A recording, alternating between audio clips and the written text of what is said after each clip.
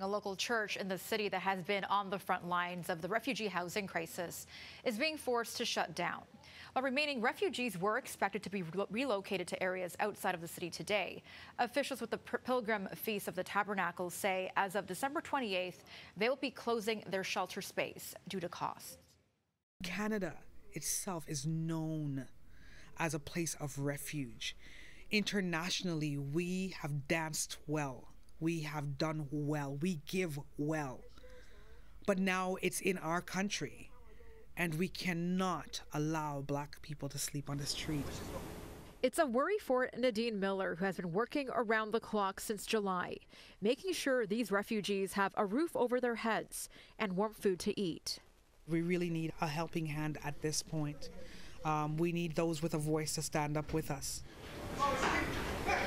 But the cost to keep the Pilgrim Feast of the Tabernacles running as a shelter has put the church into debt to the tune of about $700,000 to $800,000. On a given month, with all the different locations that we have, it's $30,000. And then you have staff, that's $100 and something thousand. So by the time you're looking at every month, we're in at least $250,000 debt that we have to pay, and now that debt is now overwhelming. Right now, the church is housing about 80 people, with some being moved to hotels in regions like Niagara and Windsor regularly. And while many are being placed in shelters or permanent housing, more asylum seekers continue to show up at the door. Last night, we still had people coming at the doors. I still had to take in a woman and children, and I have them upstairs in one of the rooms that were already shut down. Immigration, Refugee and Citizenship Canada says it has over 4,000 hotel rooms in 6 provinces, including about 2,500 rooms in 16 hotels in Ontario, to provide temporary housing to asylum seekers. Miller says a more permanent solution is needed.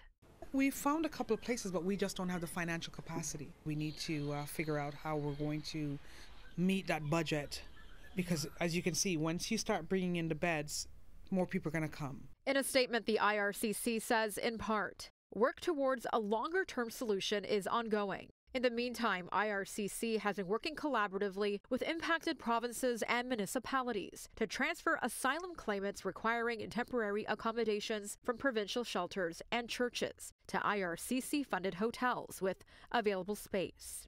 But with it being so early in the winter season and more refugees arriving to Toronto daily, Miller fears for what will happen without adequate support from all levels of government. We need 3 levels of government to really talk. They need to get together and talk and not play the mind game. They're not children, they're leaders. And we vote them in, and they need to act accordingly and lead. Well, just last week, Dominion Church also announced it would be shutting their doors of their shelter as well due to lack of funding. Now, they're currently raising money with the hope of opening a shelter with 500 beds in Peterborough.